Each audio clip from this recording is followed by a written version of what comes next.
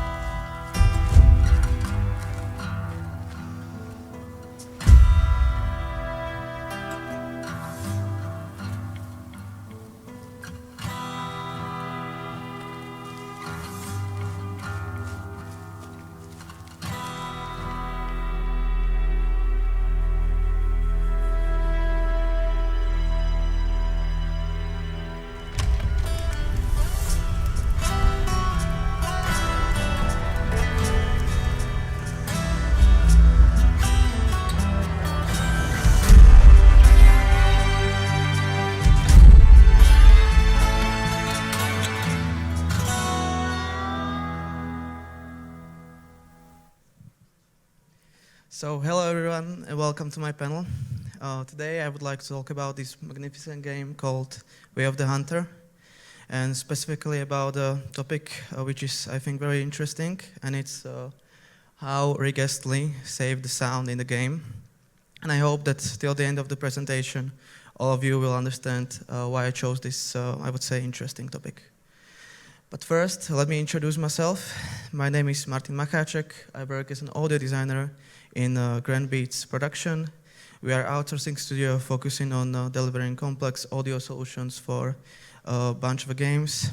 To mention a few of our collaborators, we worked on Mafia Definitive Edition. We worked with Jiva on Splashing 4. We also worked with Zordix and Maximum Games, and most recently we worked with Wargaming on one unannounced project.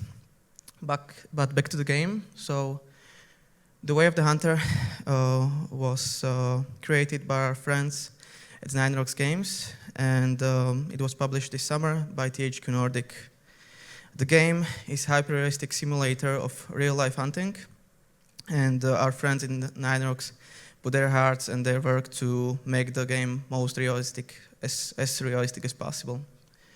So we've been called to the project last fall, and our main focus was to deliver some custom solutions which would push the game much further to achieve that realistic aspect of the game.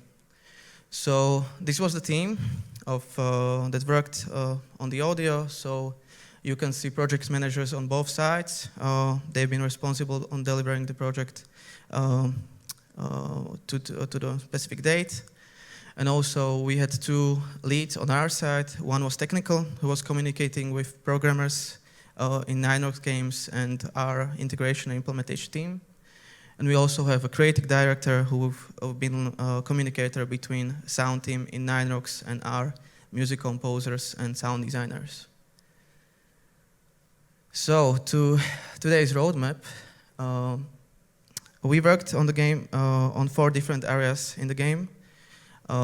Those have been ambiental system, vehicle sounds, character movement, and also music composition. But because of limited time today, I would only talk about ambiental system and vehicle. So let's begin.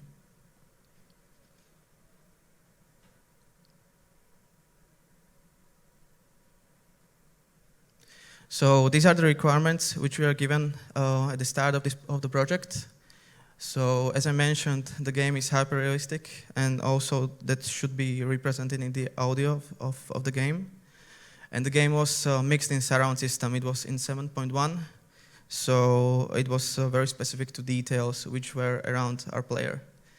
And also the system needed to be reactive to the weather changes in the game, and also to 24-hour day-night cycle.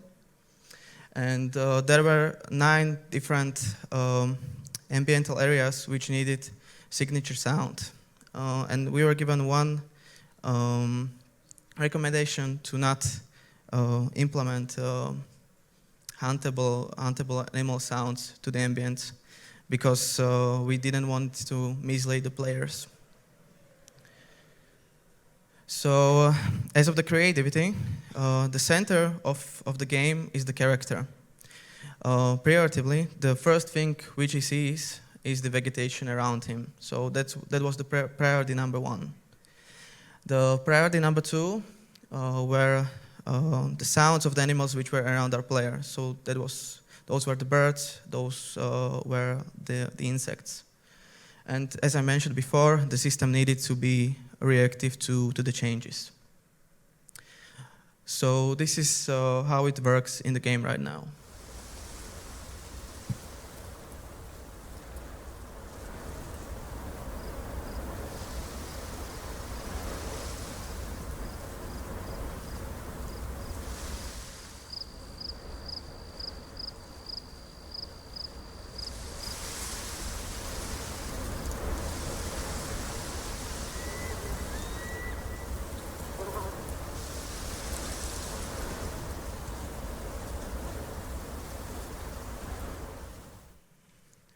So let's go to the creativity of the sound. So with every ambient, there should be noise of the specific area. We say that there should be a signature sound of that area. So if we talk about the forest, there should be specific noise of the forest. And also in every ambient, there should be some details.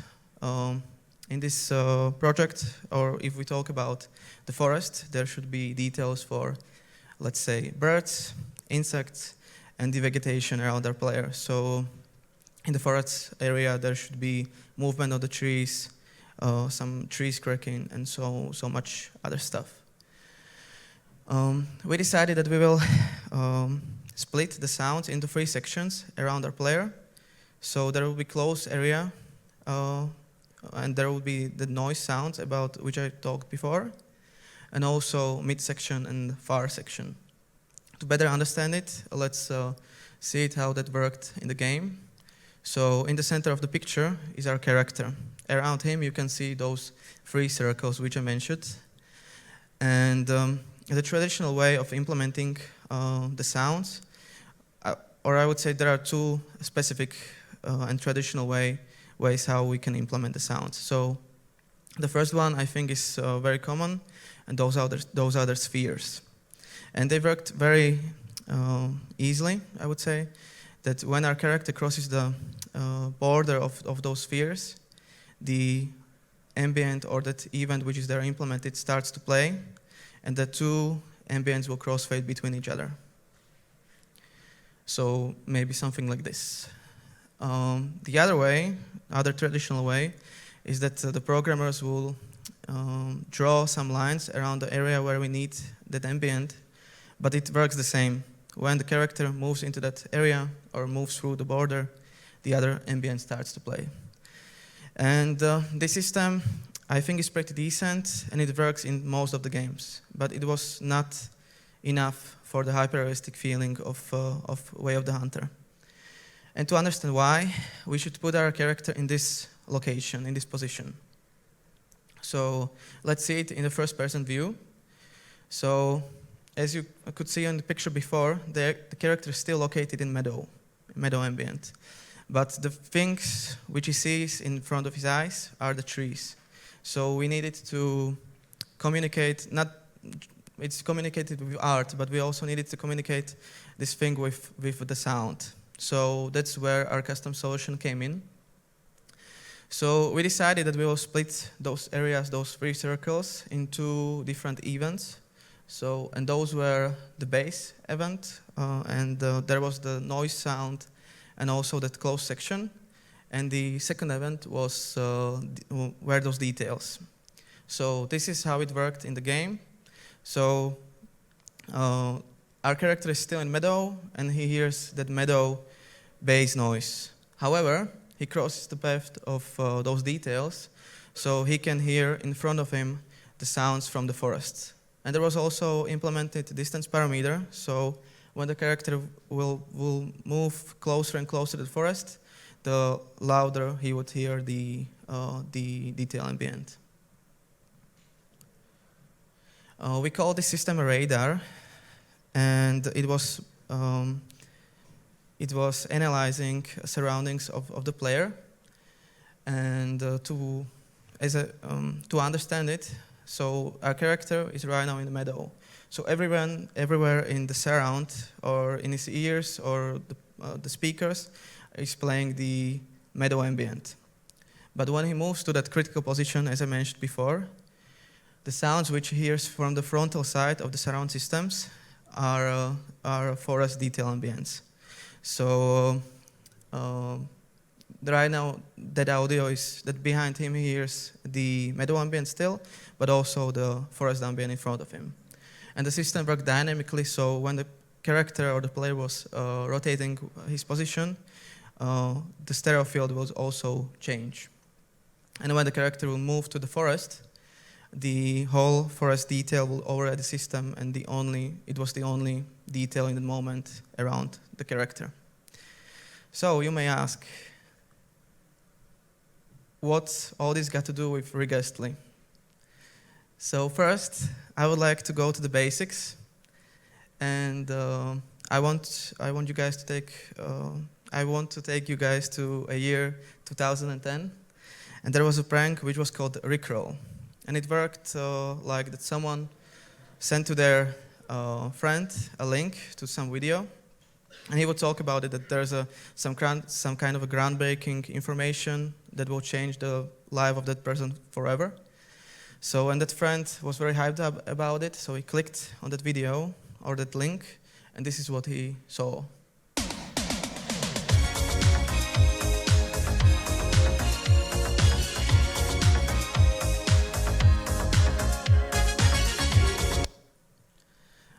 But back to the game.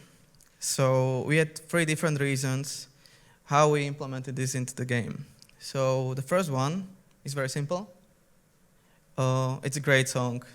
The second is that we always use some alarm or some sign sounds by debugging or testing some events.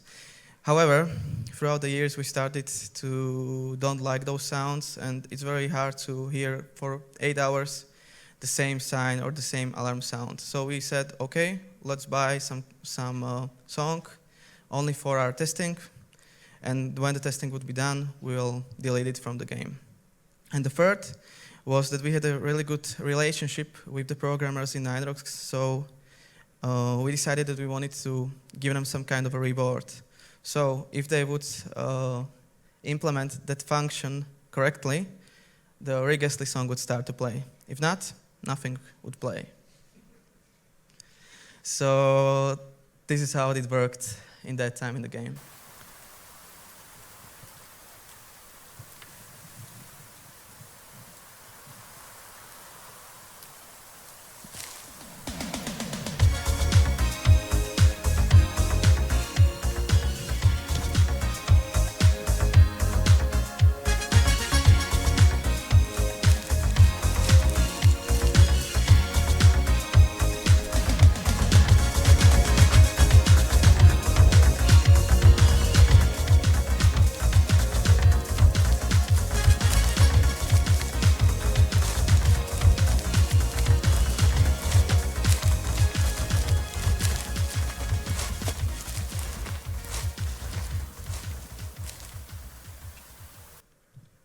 What a mess. So I would like you guys to watch the video again, but to better understand what's happening in the video. So I would like you guys to focus on this area, which you can see in the picture, and it's those red cube, is the red cube in the debugging window. So those cubes are represented in that black area, and in the center of them there's our character. And when it crosses the path of some of that ambiental detail, the new cube will spawn in that picture, and that means that he crosses the border of that detail, and that means that the detail started to play. So let's watch it again.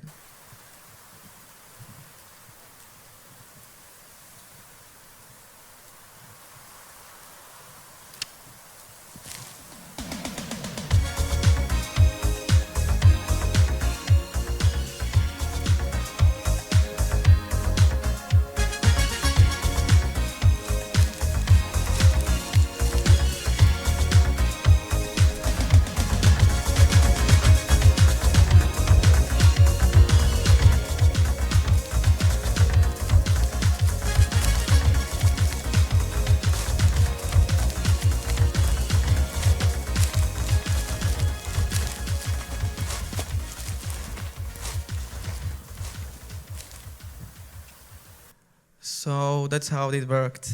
The last thing I would like you guys to see is this drawing from our first brainstorming session, which we did with creative and also with a technical team. And as you can see, there are those 3 circles, and also we started to think about the mixing also in that first steps or that first stages. And this was a 20-page document which we sent to Nine Rocks to approve this system, to approve this radar system. And they approved it, and right now it's implemented in the game, and you can also hear it in the game. So the second topic about which I would like to talk about today is the vehicle and the vehicle system. The vehicles in the game are not functioning in the game only for the transportation, but also as an inventory menu. So with all this, Nine Rocks has had few requirements for us. The first was that the vehicle, this is not some kind of a Need for Speed game, so the vehicle was not priority number 1. The priority number 1 were still ambience and were still animal sounds. So that means that the vehicle couldn't sound aggressive or some kind of, they couldn't sound very strong. So we needed to find some pleasant sounds, and also the vehicle needed to be interactive to the player, so to the camera shifting and also to the environmental changes. At the beginning of every process, we do research. We did research for the vehicle, and we decided that we needed to implement a bunch of sounds. So traditionally, in every game, or in every game where the cars are implemented, 90% of the sounds are engine sounds and wheel sounds. However, because this was the hyper-realistic game, it was not enough, so we made a lot of sounds, and I mean a lot. So we implemented turbine sound, which was reactive to the onload and load of parameter. So when for example, the vehicle was climbing up the hill, the sound would start to play. Also, because of the camera shifting, we included XO sound. And because there is a bunch of unmade road in the game, we also decided to implement suspension sounds. And since we had a parameter for the suspension, we also decided that we will use it in the interior section of the car. So we implemented seats, impact sounds, and keys sounds. And because of that camera shifting, we also decided that we will add trunk impacts to the game. And this was this is the screenshot of the parameters which were used in the middleware.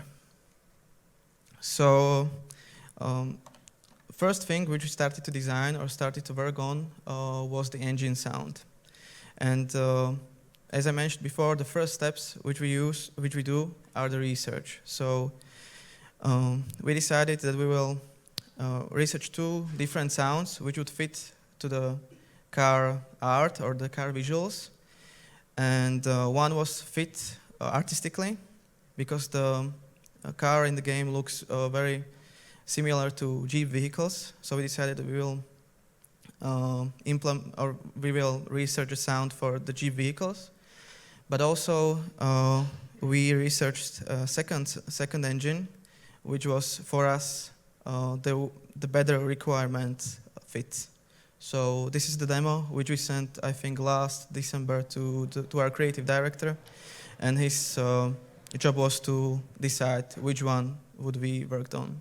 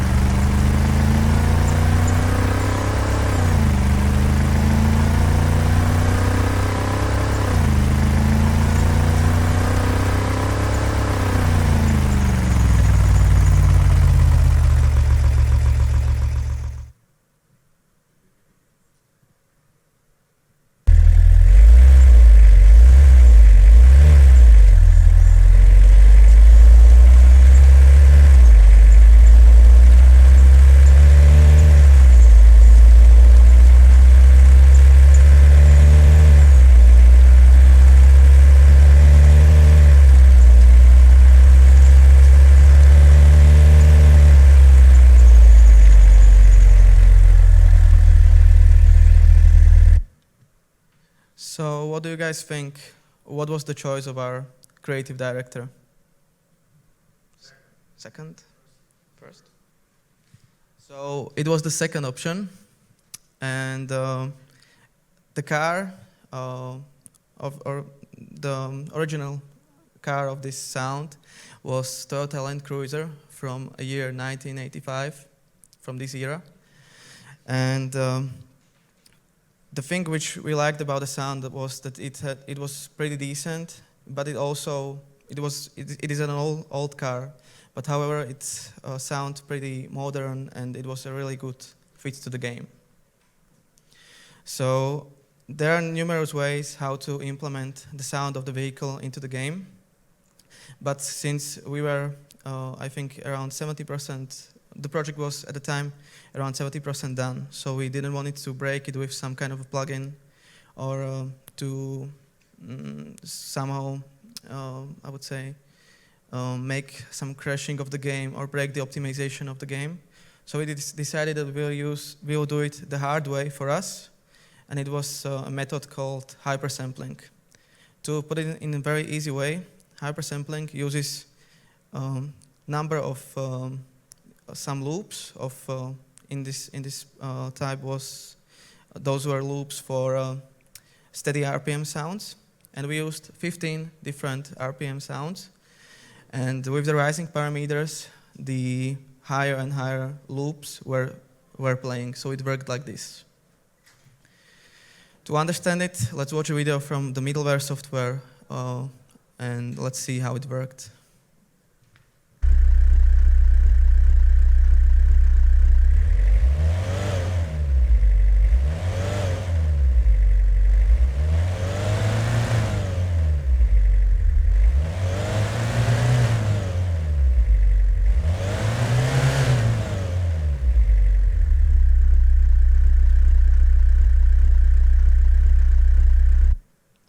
So that was the logic which was done in fmod.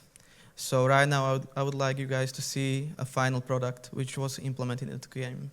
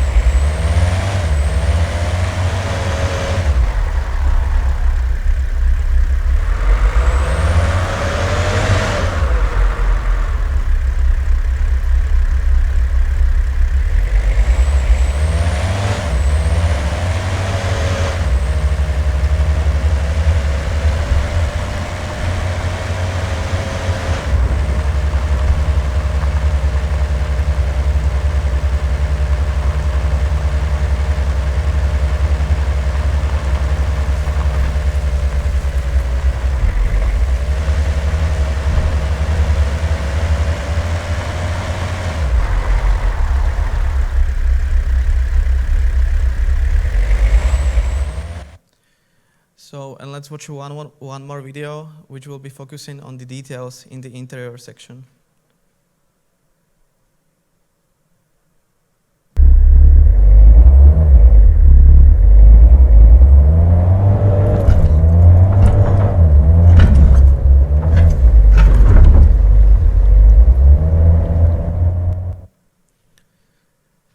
So, in the second section of the implementation process, we decided that we needed much more sounds for the game because of the hyper-realistic feeling.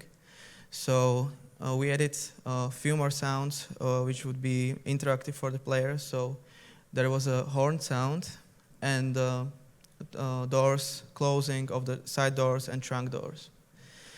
And there was one requirement which was still not fulfilled at the time, and that was the sound which would be reactive to the environmental changes. So we decided that we will add sound for the rain, which was hitting the car. So this is a demo of it.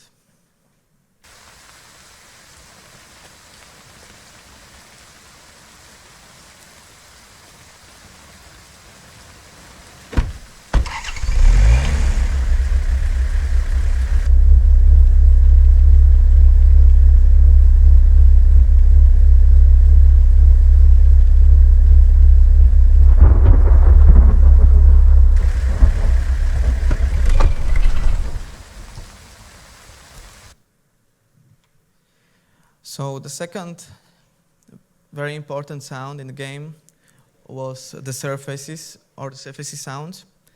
And in the game, there are 9 different surfaces. 9 different are for spinning of the vehicles, and 9 different are for the skidding. The skidding is a function when the character or the player is taking a break with the car. So we decided to, because of that realistic feeling, we decided that we will add 4 different triggers. So we added trigger to every wheel. That means that every wheel was measuring on which surface it was driving, and it was playing the sound which it, I would say, trigger. But we ran into some problems. So this is the video with the problems, or with the bugs.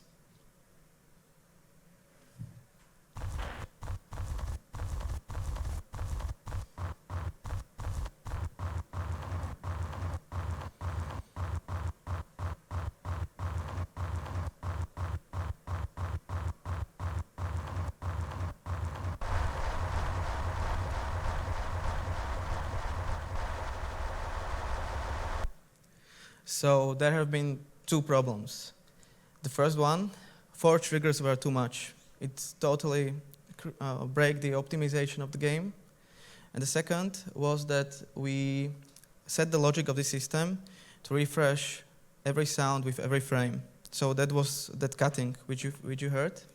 So we decided that we will just use only 2 triggers, but we also left those analyzing system into every vehicle, into every wheel. So when the sounds for the surfaces have been looping, and when the new surface was detected, the other loop will start to play it, and the 2 would crossfade between each other. So this is the final product, which is implemented into the game.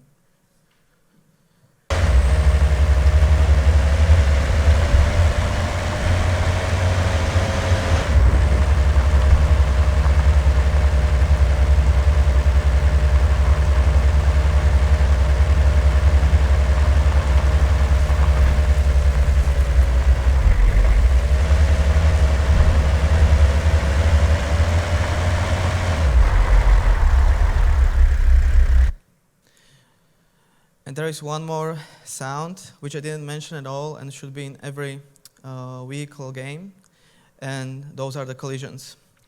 So there are 4 different collisions which could occur in the game, and those are body collisions, collision to the frontal part of the car, side collision, and underlay collisions. We decided that we will use 4 different intensities. So our friends in Ninerox implemented a parameter which was measuring the intensity of the collision, and it was sending informations to our middleware software, and it was sending back to the engine the correct sound. In the time when we've been working on the collision system, we didn't have a testing area. So this was the only way how we could test the collision sounds in the game.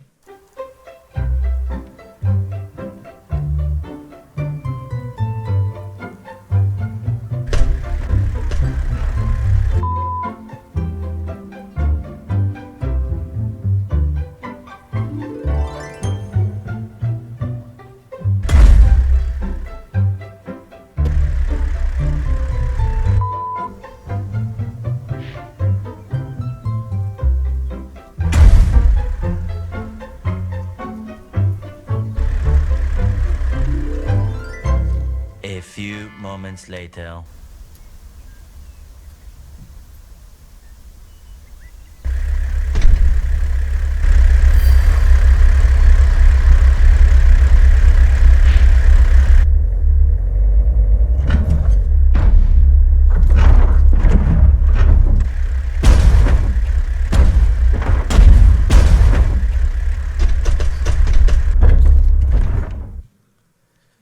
As you can imagine, we couldn't debug the system correctly.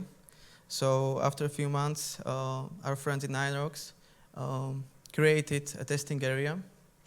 And there have been few ramps to test the suspension systems. There also have been materials with which we could, or the collision could occur in.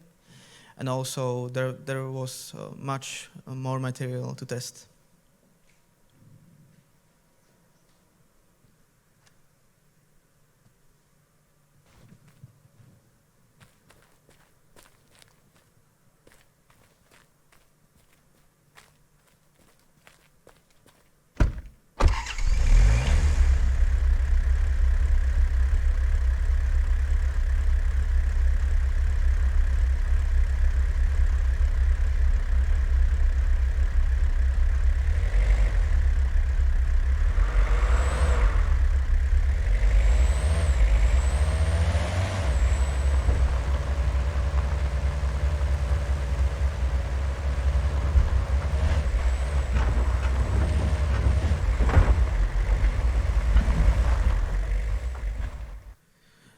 We did 2 brainstorming sessions. So this was this picture is from the brainstorming session we did with creative team. and this one was with the technical team. So you can see the hypersampling model in the right corner, or the interaction to the camera shifting in the right top corner as well. So that's all to the vehicle.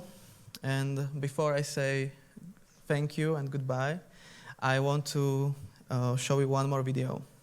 So we promised to Ninerox that we will not show any bugs from the game.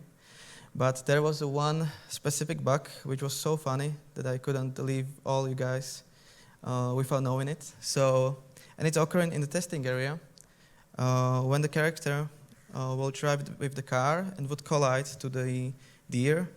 Usually, the deer will fly away into the frontal part of the vehicle and would be killed or hurt. But in this situation, the deer would teleport into the interior of the vehicle and would sit right next to our character. So let's watch a video.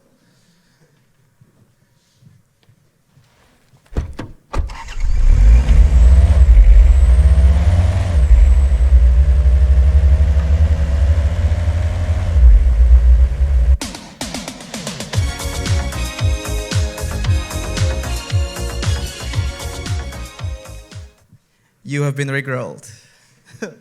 So I have one more thing for all of you.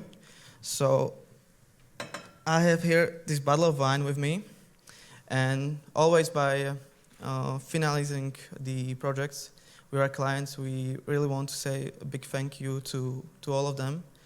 So, and this is the last bottle which was left in our company, and I said that, okay, I want to achieve someone from this panel. So I have one question for you, and if someone would answer it correctly, I will give it to him. So the question is, what was the name of the method which we used by creating engine sound? Hypersound. Good. Okay. So I'll give you.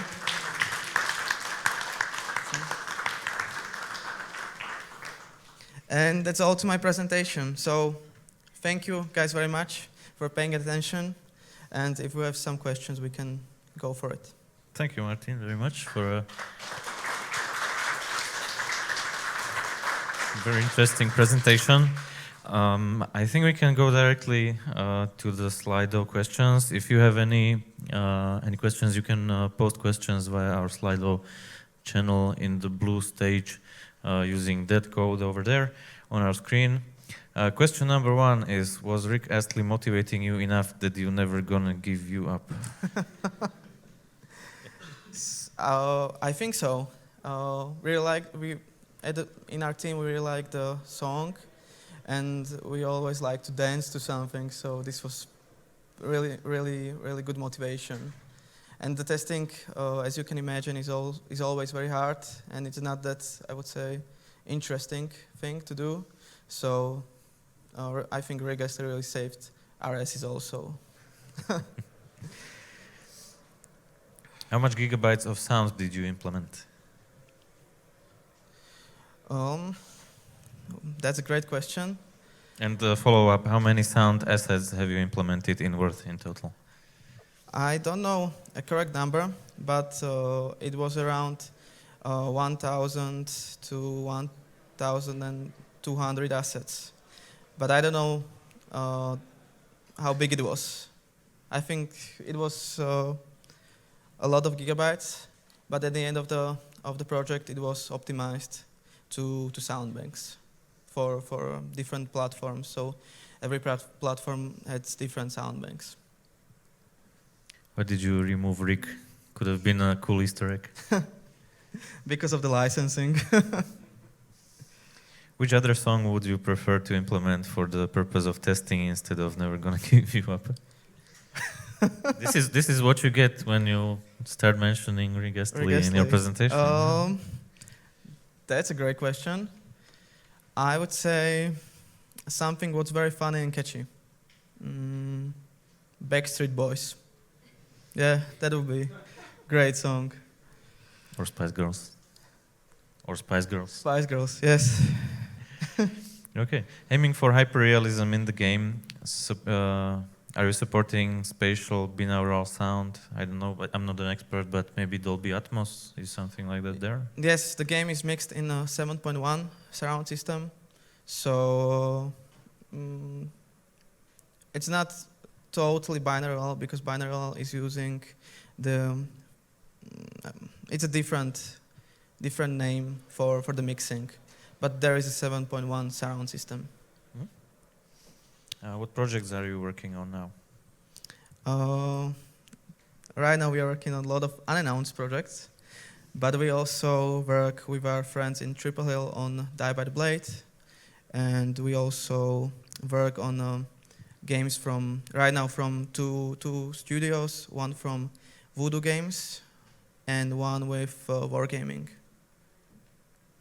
So we'll have to wait for some releases Yes. to know more. Yeah, we are waiting patiently. All right. If somebody doesn't want to use Slido and wants to ask a question, you can just raise your hand and I will get to you with my microphone.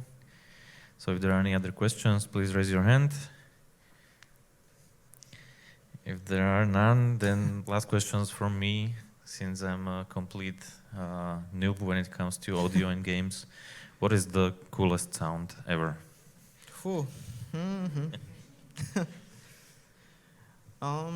In a game. I always like ambience. It's fun to design those, and it's giving me peace when I hear the good ambient in the game. So maybe someone for our team would say the perfect music, but for me, those are the ambience. All right. So we can definitely enjoy a lot of those in the Way of the Hunter. Thank you very much for your presentation. And Thank you. We'll continue in a few minutes with another one. Thank you. Thank you, guys.